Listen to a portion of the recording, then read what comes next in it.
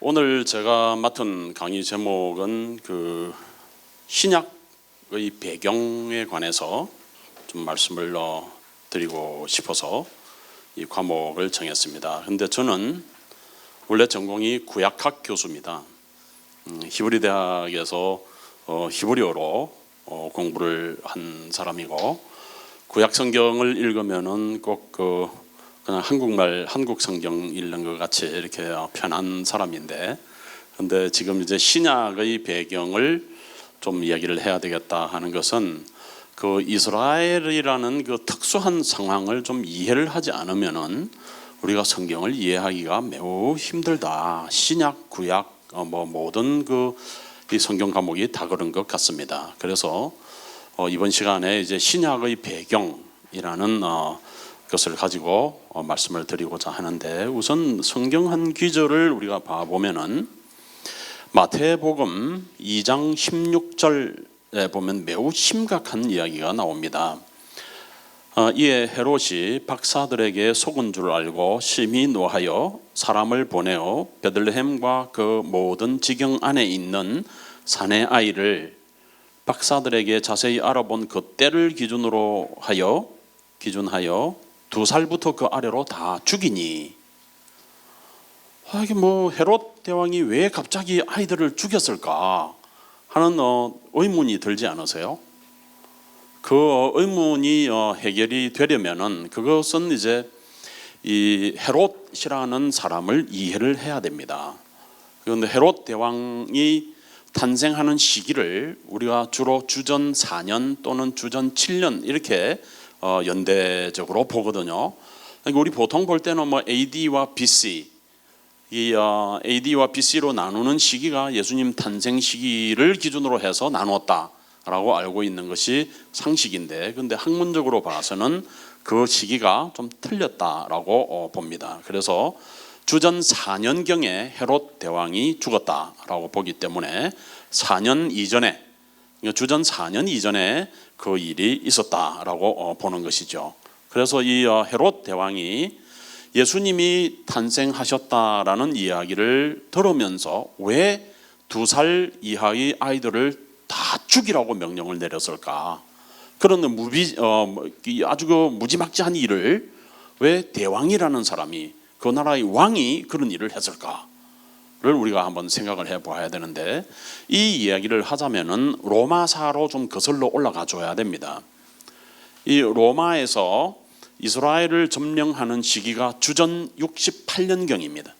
그러니까 폼페이우스가 예루살렘을 점령을 하고 로마의 휘하로 이렇게 넣어가는데, 그 이전에는 헬라 시대에 있어서 우리가 알렉산더가 점령한 이후에 헬라파들이 그곳에 주둔을 하고 있다가 주전 68년에 로마에 의해서 완전히 정체가 다 바뀌어진 거죠. 그리고 난 뒤에 주전 44년에 보면은 시저가 원로원에서 암살을 당합니다. 그러고 난 뒤에 이제 로마가 완전히 이 두 파로 나누어져서 나중에 대왕이 되는 시저의 양자와 안토니우스 사이에서 이런 권력 다툼이 크게 일어나게 되죠.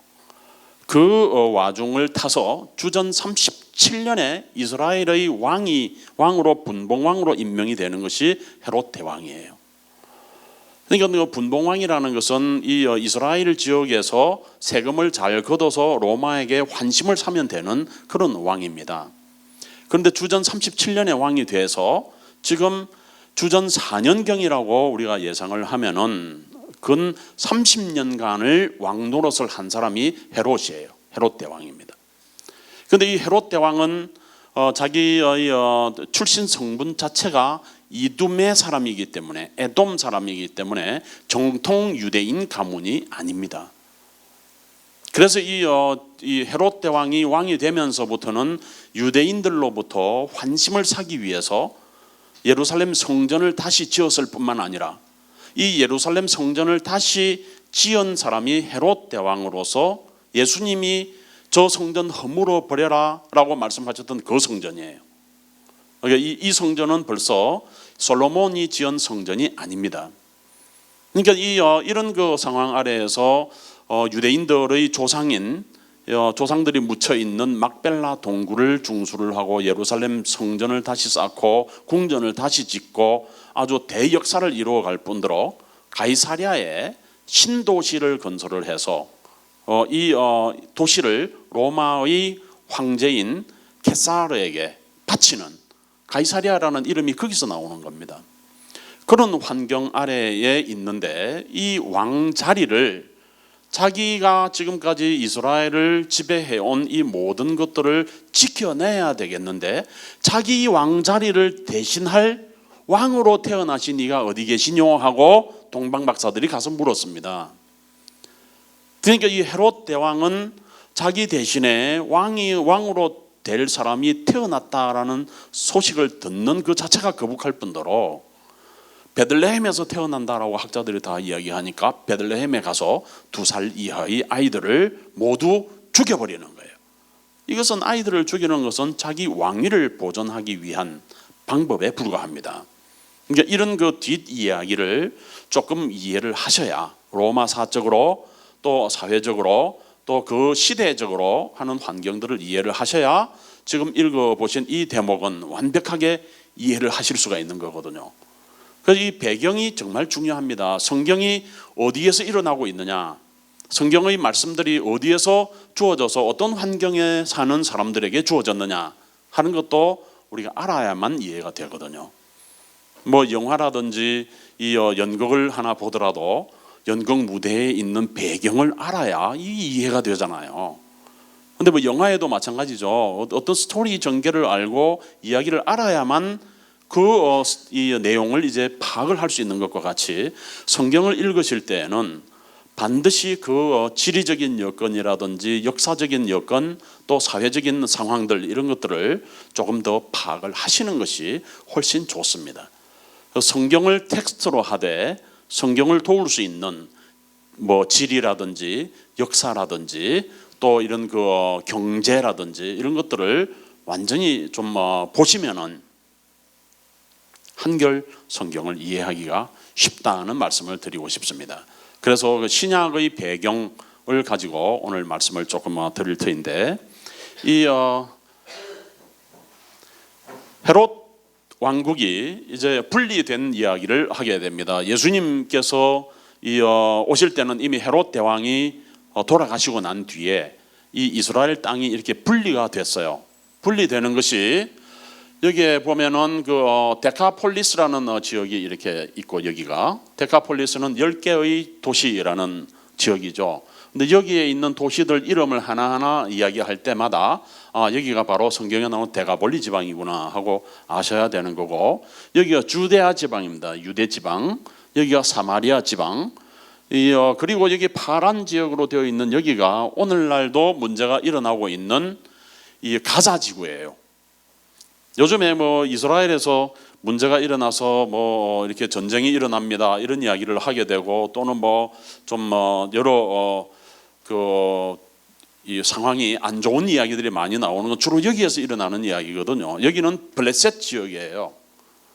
이 지역에 살던 사람들이 블레셋이로서 지금도 팔레스타인 사람이라고 불리는 이유가 블레셋에서 유래하는 이름들인데, 여기 이 해안 지역에, 그러니까 지중해 해안 지역에 위치한 그런 지역들입니다. 그래서 유다라고 하면 이 지역을 말하는 거고, 그리고 여기에 그 사마리아라고 하면 사마리아 이 지역입니다. 여기를 지금 특별히 이두메아라고 써놓고 있습니다. 이 이두메아 지역은 뭐냐면은 그 주전 586년에 유다가 그 바벨론으로 포로 잡혀가면서부터 유다가 이 지역이 전부 비워버리잖아요. 포로 잡혀가니까. 그렇잖아요. 그러니까 이쪽 이 사해 근처에 있던 여기 에돔 지역에 살던 사람들이 천천히 건너와 가지고 이 지역에 거주를 하게 됩니다. 이두메 사람이에요. 그래서 이 헤롯 대왕이 이두메 사람입니다. 에돔 사람인 거예요, 말하자면. 그래서 이 유대 사람이라든지 또 이 다른 그 지파들에서는 이 헤롯 대왕을 그렇게 뭐 정통 유대 가문이다 이렇게 치지를 않았던 겁니다, 말하자면. 이런 그 갈릴리 지역, 뭐 이스라엘 전체를 보면 갈릴리 지역, 또 여기 사마리아 지역, 유다 지역, 그리고 남쪽에 뭐 네게브 사막 이렇게 분리를 합니다만은 사해를 중심으로 해서 북쪽으로 이렇게 이 요단강이 북쪽에서부터 흘러 들어오는데, 요단강이 가장 많이 모여 있는 곳이 갈릴리 호수입니다. 그리고 갈릴리 호수의 서쪽에 이게 나사렛이 여기에 있어요. 그러니까 나사렛이 어디에 있는지 이런 것들을 지리를 알면은 예수님께서 나사렛에서 왜 갈릴리로 가셨을까, 이런 것을 이제 알 수 있는 상황이기도 하죠. 이게 분리된 헤롯 왕국이 이렇게 이제 나누어져서 있게 되는데, 북부 갈릴리 지방에서 아주 강한 이 건축 현장이, 건설 현장들이 일어났더랬습니다. 세포리스라고 하는 그런 신도시들을 형성을 하고, 예수님께서도 이 도시를 건설을 할 때에 몫으로 참여를 했을 것이다 라고 생각을 하는 곳이 있는데, 이 내용들을 신약의 배경이라고 하는 이 제가 드린 텍스트에 보면은요, 이렇게 기록을 합니다. 예수의 생애는 그 권능 있는 사역에 대해 증거한 4개의 복음서에서 펼쳐지는데, 복음서는 영감으로 기록된 것으로 일반적인 전기문과는 다르며 예수에 대해 생생하게 묘사하고 있다. 공간복음이란, 공간복음은 유사한 방식으로 예수를 묘사하지만 마태와 누가는 예수 탄생 기사를 포함하고 있는 반면 마가는 예수의 공생애로부터 시작하는 등 각각 다른 특징을 갖고 있다. 이런 배경들도 여러분들이 좀 보면 좋겠고, 이 내용들을 예수님의 탄생과 어린 시절로 이렇게 들어가서 우리가 보자면은 좀 이 여러 내용들을 예수님 시대의 팔레스타인을 한번 더 이렇게 보여드리고요. 쿰란 사호동굴, 쿰란 사해 두루마리, 쿰란 공동체, 이것들은 예수님이 오시기 전에 이제 이야기들입니다. 지금 이 이야기를 하자면은 계속해서 여러분들에게 이 사회상 이런 것들을 이야기를 다 해야 되니까 조금 건너뛰어서 여러분들이 좀 더 보실 수 있는 것으로, 이게 사해 두루마리입니다. 여기 쿰란 공동체가 살던 부분인데 이게 사해거든요. 사해 근처에 있는 쿰란에서 여기에서 성경을 필사해서 이 동굴 속에 이렇게 감춰 놓았던 것을 1948년에 발견을 하죠. 그래서 세계 최고의 고대 사본으로 쿰란 사본이라고 부르는 성경이 있는데, 말하자면 세례 요한은 여기 쿰란 사본을 만들었던 여기에 살던 에세네파 중에 한 사람이라고 우리는 이해를 합니다. 예수님 당시에 여러 파가 있죠. 뭐 여러분들이 잘 아시는 사두개파 있죠. 사두개파가 있고 바리새파가 있고, 그리고 열심당원이 있고, 이 에세네파가 있는데, 이 뭐 한마디로 구분을 딱 해보면 사독의 후손, 사두개인이라는 것은 제사장 사독의 후손을 말하는 겁니다. 제사장 사독은 누구냐면은 솔로몬이 왕이 될 때에 적자가 큰 아들이 왕이 되는 거 아니잖아요. 그죠? 이 밧세바의 아들이 왕이 되는 거잖아요. 그런데 이 솔로몬이 왕이 될 때에 이 기혼샘가에 가서 솔로몬 머리 위에 기름을 붓고 왕으로 임명한 사람이 제사장 사독입니다. 그리고 제사장 사독이 그렇게 되니까 왕의 측근으로서 모든 이 제사라든지 이런 재정을 다 관장을 할 것 아닙니까? 그런데 성전을 지었어요. 성전을 짓고 나니까 그 성전을 중심으로 일어나는 모든 일들을 다 이 사독의 측근들이, 사독의 후손들이 하게 되죠. 자, 그렇게 해서 이루어진 일이 1000년 동안을 이어왔습니다. 예수님 당시까지. 그게 사두개인이에요. 그러니까 이 기득권 세력이다, 또는 성전을 중심으로 해서 일어나는 모든 국가 행정의 중심에 있는 사람들이다, 이렇게 이해해도 되는 거예요. 그리고 여러분들이 바리새파라고 하는 사람들은 좀 그 중에서도 이렇게 사두개인들이 하는 일들을 보니까 성전에서 일어나는 일들이 매우 부족하다. 우리가 생각할 때는 더 정결하고 더 좀 이렇게 성경적이어야 되지 않느냐, 이런 이야기를 하면서 분리된 사람들, 이 사람들을 바리새파라고 불렀죠. 그러니까 자기들은 바리새파 중에 바리새파요 하는 사람이 누굽니까? 사도 바울이잖아요. 그러니까 이런 이야기를 하게 되면은 여러분들이 종파가 그렇게 나눠져 있었겠구나. 근데 그 중에서도 예루살렘 성전이라든지 또는 주변에서 정치적으로 일어나는 이 일이 모두 다 싫다. 우리는 메시아가 오는 곳에 가서 기다리겠다 해가지고 예루살렘에서 가장 정동쪽으로 내려가면은 어디가 나오냐면 여기 쿰란이 나옵니다. 왜냐하면 메시아가 오는 길을 동편에서 오는 길이라고 생각을 했어요. 예수님께서 예루살렘으로 들어가실 때도 항상 여리고를 거쳐서 동편에서 예루살렘으로 올라가십니다. 예루살렘으로 올라가시면서 예루살렘은 동편산인 감람산을 넘어가시다가 이게 이 나귀를 타시는 거거든요. 그러니까 이런 일들이 전부 동편하고 태양하고 관련이 또 있습니다. 이렇게 보면 그래서 동편 쪽에 있는 쿰란에 모여서 정갈한 생활을 하고, 그리고 우리는 금욕주의적인 생활을 하면서 메시아가 오는 것을 기다리겠다. 그러면서 그 메시아가 오는 것을 그 성경 말씀에 기록되어 있는 이 말씀들을 전하면서 살겠다 해서 필사본을 적극적으로 해서 성경 반포 작업을 했습니다. 이 사람들이 SNF파예요. 그런데 SNF파들이 살았던 방식을 보면은 바로 석청을 먹으며, 그리고 메뚜기 떼를 먹고, 그리고 이 낙타트롤 옷을 입고 하는 이런 모습들이 세례 요한이 취한 방법과 같은 방법입니다. 그리고 세례 요한이 세례를 베풀던 요단강도 바로 이 쿰란에서 멀지 않은 요단강이에요. 그래서 요단강에서 세례를 베풀고 하는 그 모습이, 여기에 사해가 있고 사해의 최고 북쪽에 이런 마을이 있는데 여기에 스크립토리움이라는 방이 있습니다. 이 방입니다. 이 방인데 이 방에서 길이가 5m 되고 폭이 80cm 되는 그런 그 책상이 발굴이 됐고요. 그리고 거기에서 잉크병들이 발견이 되었습니다.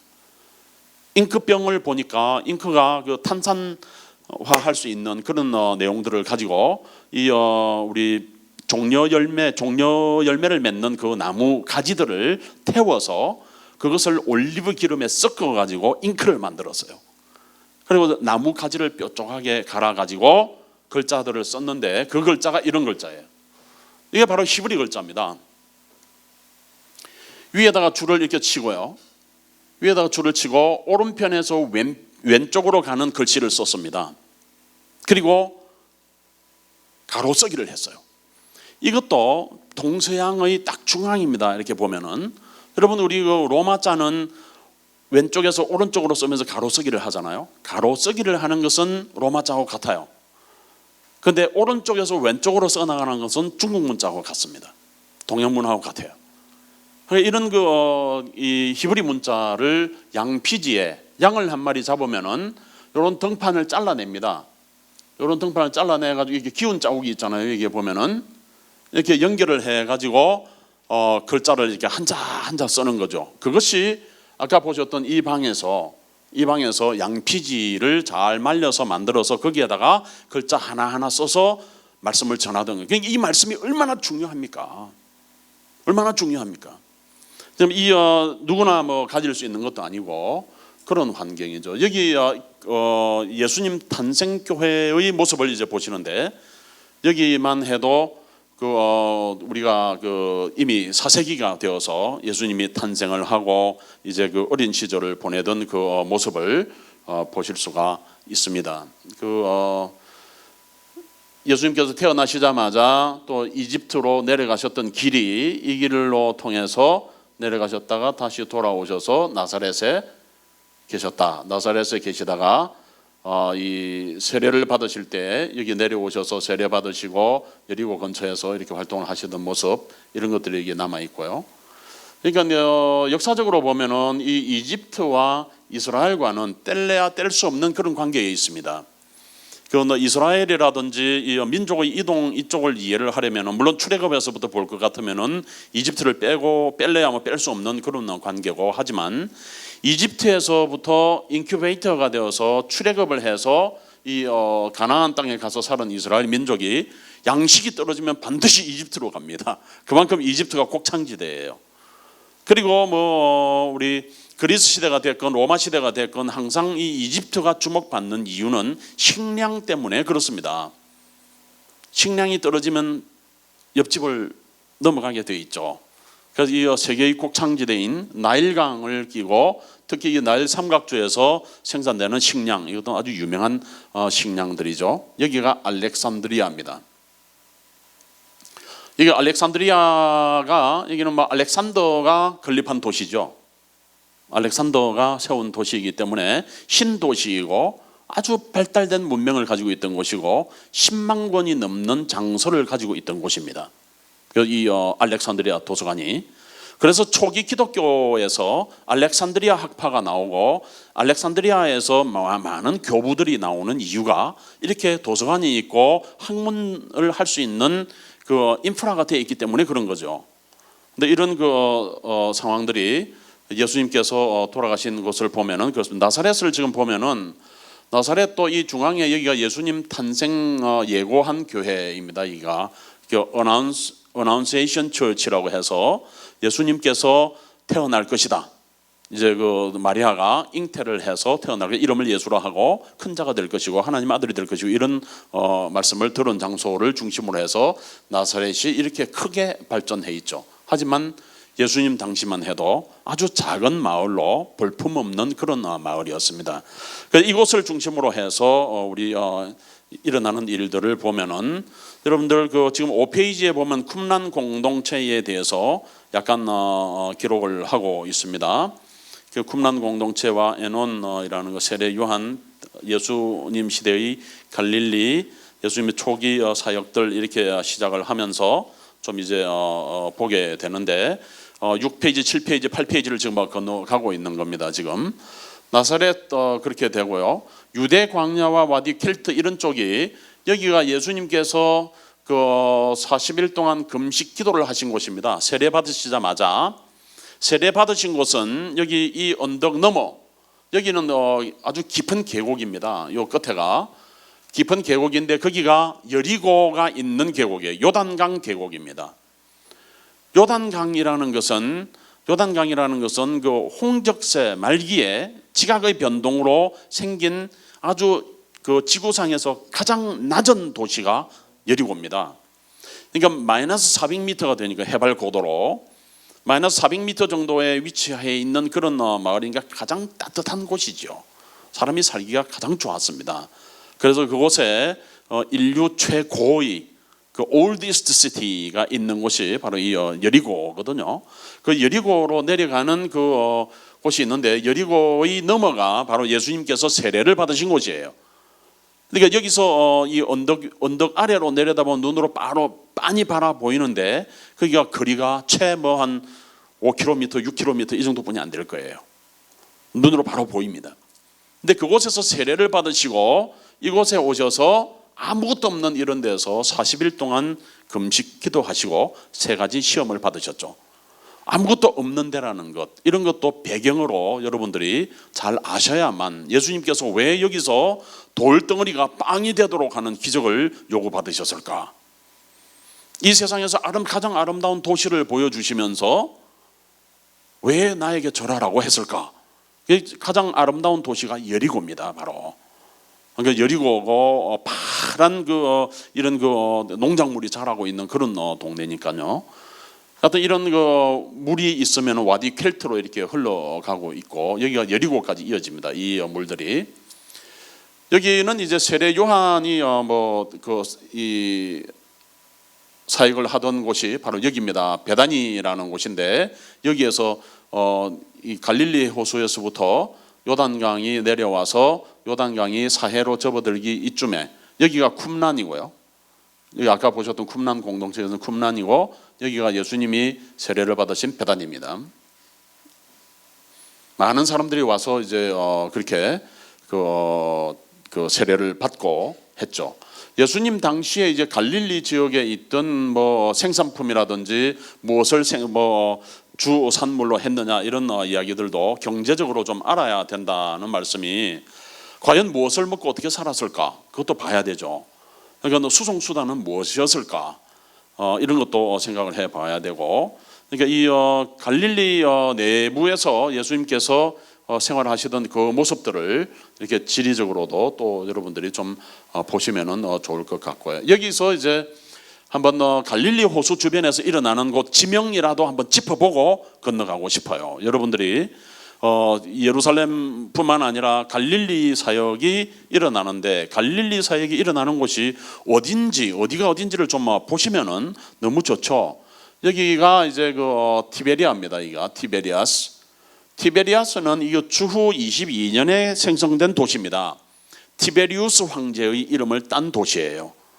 그래서 요한복음 21장에 보면 티베리아 바다에 이렇게 나와요. 지명이 티베리아 바다라고 하는 것은 티베리아 도시가 있는 앞에 있는 그 호수 이렇게 이야기하죠. 이곳을 우리가 부를 때 Sea of Galilee라고 부르는데 사실 바다는 아닙니다. 민물이죠. 호수입니다. 근데 이곳을 Sea of Galilee라고 부르는 이유도 우리가 성경에서 갈릴리 바다라고 나오기도 하고 갈릴리 호수라고 나오기도 하고 기네렛이라고 나오기도 하고 이게 모두 갈릴리 호수를 이야기하는 거예요. 근데 이런 그 이름이 바다라는 이름이 붙은 이유가 이 히브리어에 호수라는 이름이 없습니다. 말이 얌이라고 얌. 우리 그 지중해도 얌이고 홍해도 얌이고요. 이게 그 호수도 얌입니다. 그만큼 넓은 물이 고여 있는 곳을 우리 얌이라고 불렀으니까 얌 키네렛이라고 하니까 그냥 말 그대로 직역을 하면은 갈릴리 바다가 되는 거예요. 그래서 이것을 키네렛 바다 이렇게 해서 갈릴리, Sea of Galilee, 갈릴리라고 부르는 이유도 주변에 보면은 이렇게 둥글게 산들로 둘러싸여 있죠. 여기가 가운데로 폭 꺼진 지역이잖아요. 갈릴리 호수가. 갈릴리 호수만 해도 해발 고도가 마이너스 250m입니다.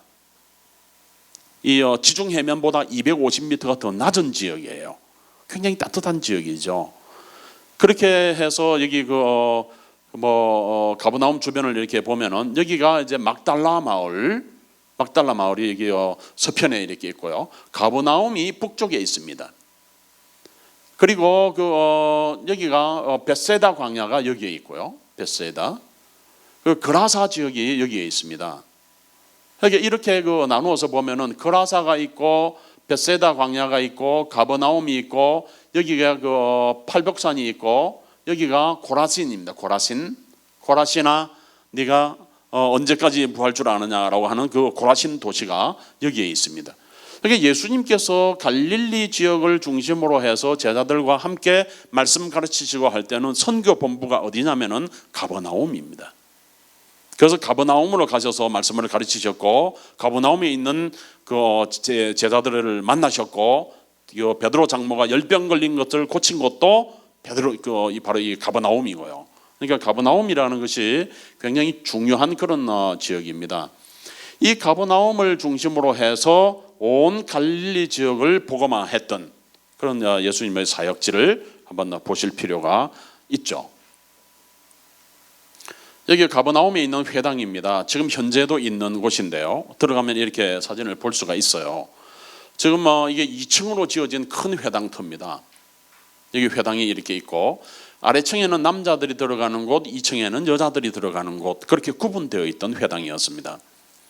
그런데 이 회당이 이렇게 있으니까 참 회당이 얼마나 중요한 역할인지를 여러분 한번 더 생각을 해 보셔야 되는데 예수님께서 안식일이 되면은 회당에 들어가서 가르치셨어요. 그 회당이 뭐가 됩니까? 교회예요. 회당이 교회입니다. 교회의 예배 형식이나 지금 우리가 부르는 찬송가라든지 예배의 순서 이런 것들이 모두 다 이 유대교 회당에서 하던 그 상황과 비슷하게 지금 짜여져 있습니다. 초대교회 때는 성도들이 모두 누구였습니까? 유대인들이었죠. 예수님의 제자들이 모두 누구였습니까? 유대인들이었죠.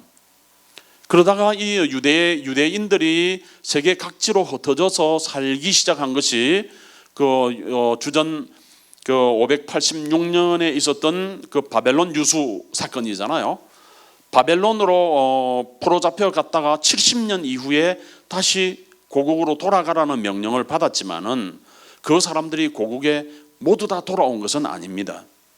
요즘으로 따지면은 외국에 이민 가가지고 성공한 사람들은 다시 한국으로 돌아가라라고 하면은 돌아오기 쉽지 않죠. 그거 다 버리고 또 새로 와야 되니까, 그죠? 근데 거기에서 좀 살기가 어려웠거나 적응하기도 좀 힘들었다 그러면은 한번 돌아가 볼까 하는 생각을 하게 되죠. 그와 마찬가지로 예루살렘으로 돌아온 사람, 이스라엘로 돌아온 사람은 불과 몇만 명 되지는 않습니다. 다 거기에 남았고, 그리고 그 시대에는 이거 헬라 시대에는 그리스 쪽으로, 마케도니아 쪽으로 많이 퍼져 나갔고요.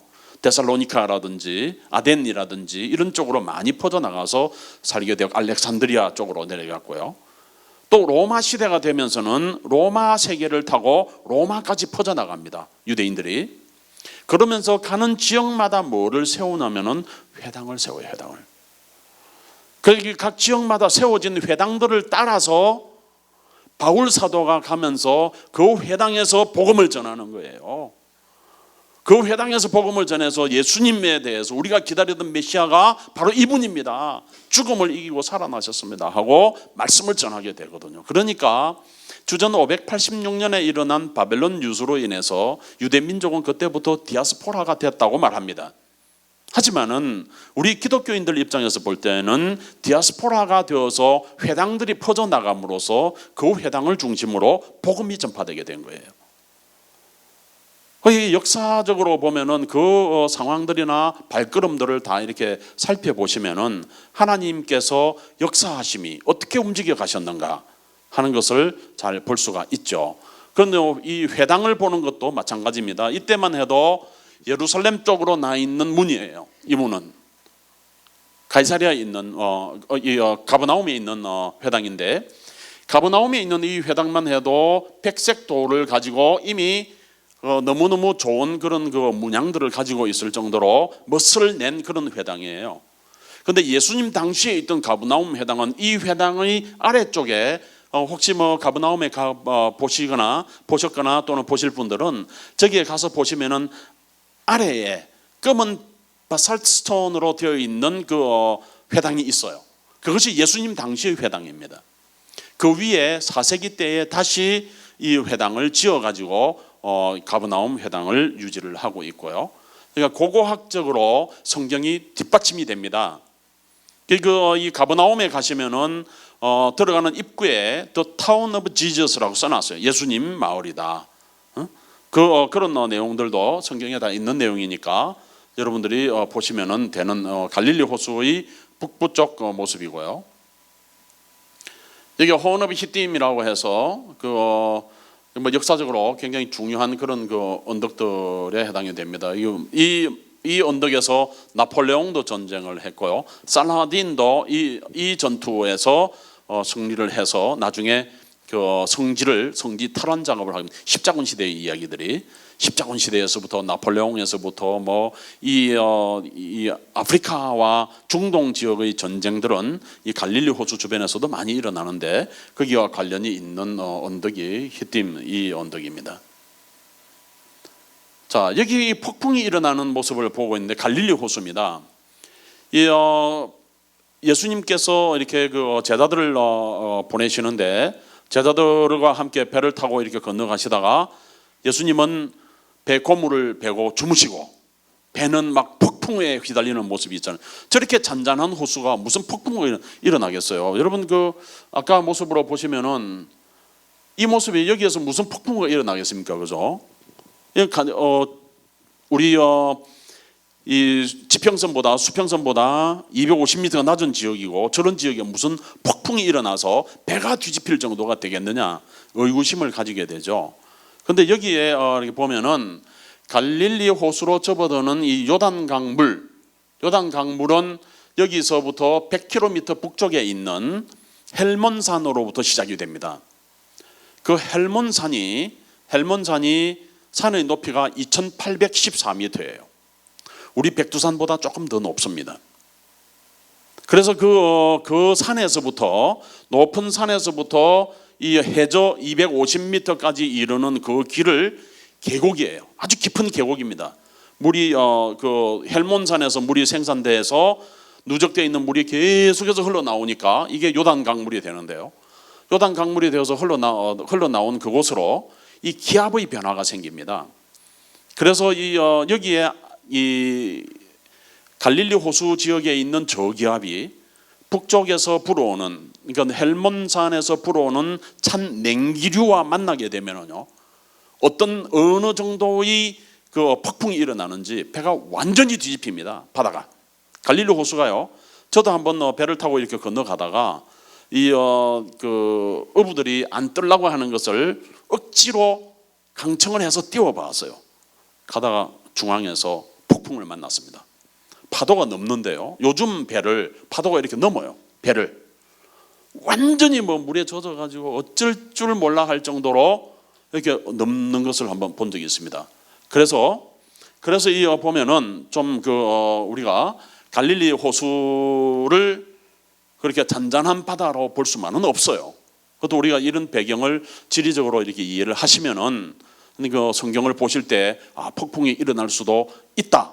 확실하게 그것은 증거를 가지고 여러분들 말씀하실 수도 있고 증거로 아실 수도 있죠, 그죠? 폭풍이 일어나는 모습입니다. 기압의 변화를 통해서 그렇게 된다는 것도 말씀을 드리고 싶고요. 고라신에 있는 회당의 모습이 남아있습니다. 아까 고라신 위치 짚어드렸죠, 그죠? 고라신에 있는 회당의 모습이 이렇게 남아있습니다. 기둥들도 남아있고 또 주변에 사람들 앉는 이런 형태들도 남아있고요. 근데 갈릴리 밖에서 예수님이 활동하셨던 모습을 이렇게 보면은 두로 지역, 우리가 여기가 시돈이죠. 얼마 전에 우리 레바논하고 축구하면서 시돈에 가서 축구했죠, 그죠? 여기가 시돈이에요. 시돈, 두로, 그리고 이 악고 지역으로 남쪽으로 이제 이스라엘로 연결되는 이런 지역인데 예수님께서는 갈릴리 북쪽으로 두로 지역으로 이렇게 넓게 활동을 하셨던 것도 성경 말씀들을 통해서 볼 수가 있습니다. 갈릴리에서 유대까지 오실 때는 거의 이 중앙길을 통해서 오시지 않고 이쪽 요단강 길을 통해서 오셔서 여리고를 거쳐서 동쪽에서 베다니 마을을 통해서 예루살렘으로 입성하셨다는 것. 이것도 지도를 놓고 예수님이 가신 길을 짚어가면서 보시면은 정확하게 더 이해를 하실 수가 있습니다. 그리고 예루살렘이 있는 지역을 보면은 여기가 이제 벳바게고 여기가 예루살렘이고 그러는데 이게 같은 산으로 위치해 있습니다. 마운트 오브 올리브스라고 되어 있는 여기가 감람산인데 이 감람산을 중심으로 해서 예루살렘 성이 있고 그리고 감람산 동편 기슭에 있는 마을이 바로 베다니 마을이라고 우리가 이해를 하시면 될 겁니다. 여기가 베다니 마을이에요. 예수님께서 예루살렘으로 입성하실 때에 거쳐가는 마을이 베다니였다. 특별하게 베다니를 찾아가신 것 아니고요. 베다니 마을에 있는 나사로를 만나시고 나사로가 죽었던 나사로를 살려내시고 하는 장면들이 이 베다니 마을에서 일어나는 이유가 예수님께서 예루살렘으로 입성하시기 위해서 가시면서 있기 때문에 그렇습니다. 예루살렘을 복원시켜 보면은 이런 모습이죠. 예수님 당시의 모습, 여기가 예루살렘 성전의 모습이고요. 성전의 모습이고 여기가 이제 제 1차 성벽이 이렇게 둘러쳐져 있습니다. 그리고 이게 제 3차 성벽이 둘러쳐져 있고 여기가 이제 다윗성이고요. 다윗성이고 요만큼이. 여러분 다윗성이 매우 큰 것 같이 생각이 되지만은 다윗성의 폭이 불과 한 300-400m에 불과합니다. 그리고 다윗성의 길이가 이 정도에 불과한데 요 기드론 골짜기 그리고 이게 흰놈 골짜기고요. 흰놈 골짜기, 기드론 골짜기 이게 다윗성, 여기가 예루살렘 전성인데 여기를 윗성, 여기를 아랫성 이렇게 불렀습니다. 여기가 시온산이 있는 곳이고요. 여기쯤이 지금 마가의 다락방이 있는 곳입니다. 여기가 지금 그리고 여기에 있는 무덤이 다윗의 무덤이 여기에 있었다라고 우리가 기억을 하고 있고요. 여기에 극장도 있었고 그리고 이 집들이 아주 잘 지어져 이렇게 다리가 잘 만들어져 있죠. 요 다리입니다. 이 다리. 이 다리가 뭐냐면은 베들레헴에서부터 비가 오면 베들레헴 쪽에 이렇게 물을 모았다가 저수지로부터 물을 예루살렘으로 날라야만 됐어요. 그래서 이런 아쿠닥트가 정말 로마에서 보는 그런 도수교 물을 공급하기 위해서 있던 다리가 예루살렘에도 있었다라고 이해를 하시면 되겠습니다. 그리고 여기가 바로 실로암이에요. 자 이렇게 그림을 두고 보시니까 더 이해가 되시죠? 예루살렘에서 어떤 일이 있었는지.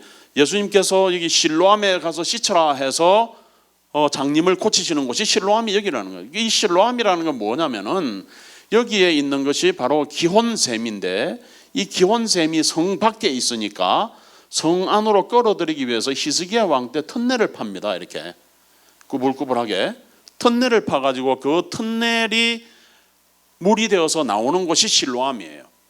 실로암이라는 이름 자체가 실로아흐라는 말인데, 이 말은 보냈다, 보냄을 받았다라는 뜻입니다.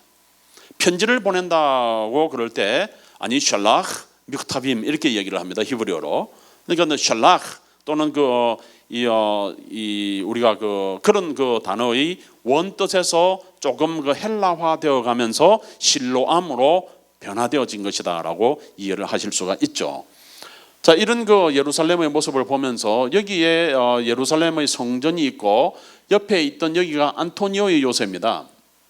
이 안토니오가 누구냐면은 바로 헤롯 대왕 당시에 있던 클레오파트라와 안토니오의 이야기, 러브 스토리에 나오는 안토니오입니다.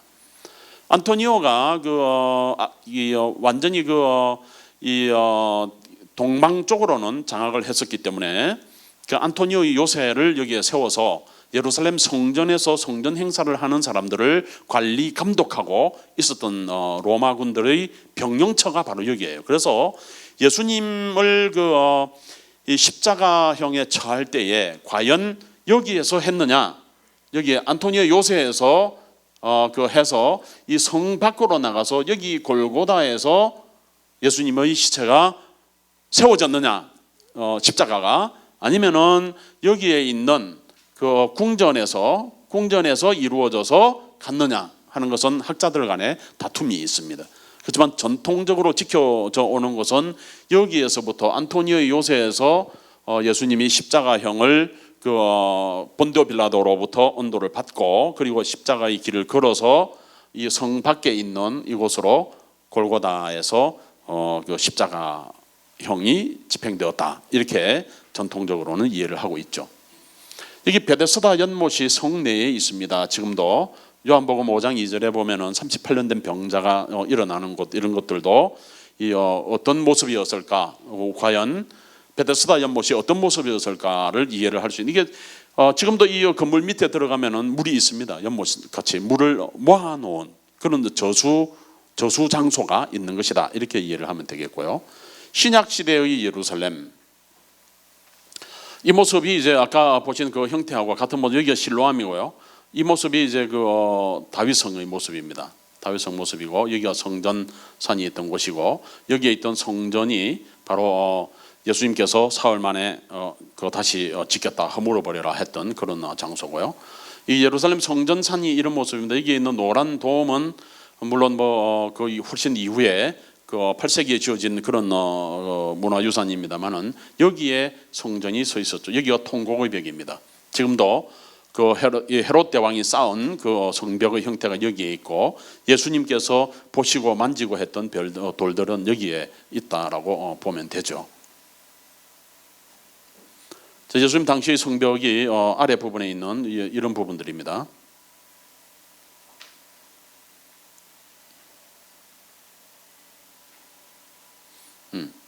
여기가 성전 남쪽 지역입니다. 이게 성전으로 올라가는 계단이 있고, 여기 계단이 있고, 그리고 계단을 통해서 여기 문이 이렇게 파여져서 문을 통해 들어가면은 성전 안뜰로 이렇게 바로 연결이 되어 있던 것입니다. 계단을 통해서. 이 계단들을 이해를 해 보시면은 성전으로 올라가자 할 때에, 시편에서 흔히 나오는 대목인데, 성전으로 올라가자 할 때에 나오는 대목은 전부 이 계단을 이야기하는 겁니다. 그 계단을 이야기하고, 계단을 말하자면은 두 계단은 짧고 좁고 한 계단은 좀 넓어요. 자세히 보세요. 자세히 보시면은 여기에 계단 하나는 넓고 하나는 좁고, 그렇죠? 보이세요? 그 부분이, 이 부분 보셔야 되는데, 여기를 보면 짧고 좀 넓고 짧고 넓고 이렇죠. 넓은 곳에 제사장들하고 랍비들이 서서 성전으로 올라가는 사람들한테 기도도 해주고 또 이렇게 여러 가지 말도 하고 했던 그런 장소들이에요. 성전으로 올라갈 때 급하게 뛰어가지 못하도록, 그러니까 넓은 곳을 반드시 거쳐서 이렇게 생각하면서 올라가도록 그렇게 된 장소다라고까지 이해를 하시면 돼요. 헤롯 성전의 모습입니다. 이게 예수님 당시의 모습이에요. 예수님 당시에 저렇게 아름다운 성전을 지어서 밖에 이게 금장을 두른 그 위에 지붕 위에 이런 장치까지 해서 햇빛을 받으면 반짝반짝 빛나서 새들이 올라와서 실례를 못하도록까지 했다고 그럽니다. 요즘에 뭐 이렇게 과수원 같은 데 가면 왜 CD판 이렇게 달아 놓아가지고 번쩍번쩍하게 새를 쫓는 것 같이 그런 역할까지 했던 거죠. 여기가 그 이스라엘 사람들이 들어갈 수 있는 안뜰, 여기가 밖에가 이제 이방인들 들어가는 이방인들이 뜰이고 그렇습니다. 50분의 1로 축소해 놓은 그 헤롯 성전, 이렇게 아름답게 지어진 성전을 허물어 버려라, 내가 3일 만에 짓겠다라고 하셨던 그 성전이 지금 이런 모습이죠. 그러니까 예루살렘의 모습이 주후 1세기의 예루살렘 모형을 이렇게 두고 있는데, 여기가 안토니오 요새, 여기가 성전산, 여기가 아래 예루살렘, 그 위쪽이 그 높은 예루살렘, 어퍼 제루살렘, 로워 제루살렘 이렇게 불리는 곳입니다. 자, 이 정도를 이제 보여드리면은 지금 오늘 여러분들이 보신 이 17페이지에 한번 교과서를 봐 보시면은 17페이지 안토니아 요새가 나옵니다. 그죠? 그리고 1세기 예루살렘이 어느 정도가 됐는지, 그 2만 명에서 5만 명으로 추정되는 많은 인구가 살고 있었고 하는 이야기들까지, 그 스케닉이라는 사람이 지명, 인명, 그리고 솔로몬 물은 어떻게 공급했나 하는 문제 18페이지에 보면은 어떻게 공급을 했나 하는 문제도 있고, 헤롯 성전에 관해서 지금 이게 보여드리는 대로 이렇게 성전에 관한 내용들을 좀 이렇게 그 자세하게 기록을 해 놓았습니다. 그래서 여러분들이 성경을 읽으실 때에 이 대목이 궁금하시면은 좀 신약 성경을 읽으실 때는 좀 펼쳐서 한번 보시면은 매우 도움이 될 것입니다. 십자가의 길도 마지막 일주일을 동안에 예루살렘 예수님이 어떻게 견디셨는가 하는 그 일들을 쭉 기록을 해 드렸고, 그러니까 요일별로 좀 이렇게 묵상하시면서 보실 수 있도록까지 해 드렸습니다. 그래서 우선 여기까지라도 좀 이렇게 급하게 말씀을 드리고, 오늘 2부 시간이 있어서 원래는 2시간에 걸쳐서 이 내용을 말씀을 드리도록 차근차근 계획이 되어졌습니다만은, 오늘 또 우리가 처음 만나는 날이고 서로 그 인사도 좀 하셔야 되고 하기 때문에 제 강의는 여기까지 하고, 또 내용을 좀 읽으시면은 또 아실만한 내용이고 하니까 다음 시간으로 이어가도록 하겠습니다. 지금부터 10분 휴식하나요? 10분 휴식하나요? 그러면 10분 휴식하고 다음 시간으로 이어가도록 하겠습니다. 감사합니다.